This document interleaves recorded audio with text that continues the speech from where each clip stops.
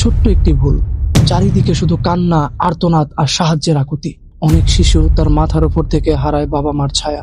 নিরাপত্তার ক্ষেত্রে কোনো অবহেলাই ছোট নয়।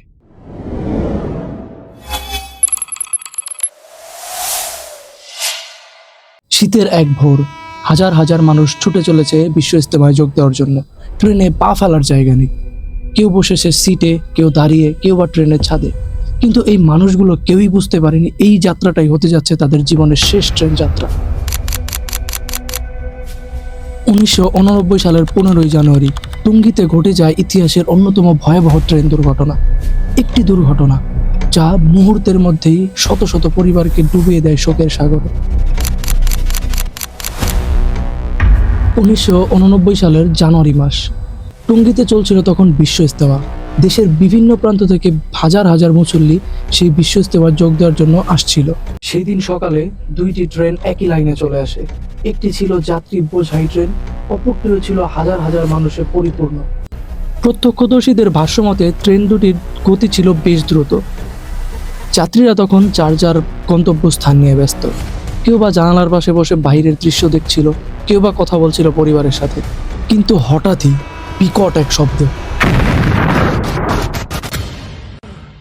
ট্রেন দুটি মুহূর্তের মধ্যেই লিপ্ত হলো মুখোমুখি সংঘর্ষে। সংঘর্ষের শব্দটি কয়েক কিলোমিটার দূর থেকেও শোনা গিয়েছিল।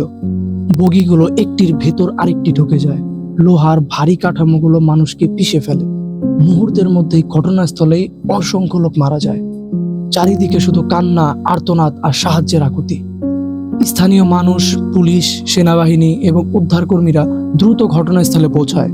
কিন্তু ক্ষয়ক্ষতি এতটাই ভয়াবহ ছিল যে উদ্ধার কার্য চালাতে দীর্ঘ সময় লেগে যায়। এই দুর্ঘটনার বিভিন্ন সূত্র অনুযায়ী জানা যায় 170 জনেরও বেশি মানুষ নিহত হয় এবং আহত হয় কয়েক শতাধিক। অনেক পরিবার তাদের প্রিয়জনকে হারায়। অনেক শিশু তার মাথার উপর থেকে হারায় বাবা মার ছায়া। অনেক মা অপেক্ষায় ছিল তার সন্তানের ঘরে ফেরার, কিন্তু তার সেই অপেক্ষা আর কখনো শেষ হয় না।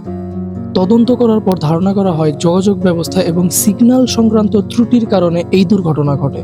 ছোট্ট একটি ভুল, আর এই ভুলের মাসুল দিতে হলো শত শত নিহত মানুষকে।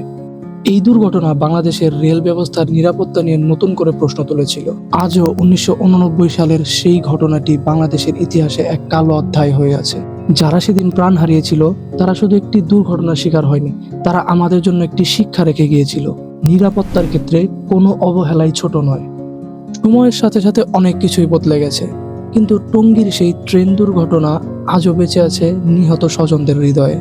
আমরা সেই নিহত মানুষদের আত্মার মাগফিরাত কামনা করি। মহান সৃষ্টিকর্তা যেন তাদেরকে ক্ষমা করেন।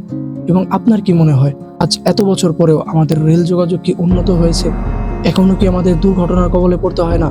হয়তো সেই সময়ের মতো 170 জন নিহত হয় না, তবে এখনো শত শত মানুষ নিহত হচ্ছে, শত শত রেল দুর্ঘটনা হচ্ছে। আমাদের রেল ব্যবস্থার আর কতজন লাশের দরকার? আর কতজন লাশের উপর দিয়ে গেলে তাদের নিরাপত্তা ব্যবস্থা শক্ত হবে? কমেন্টে জানাবেন।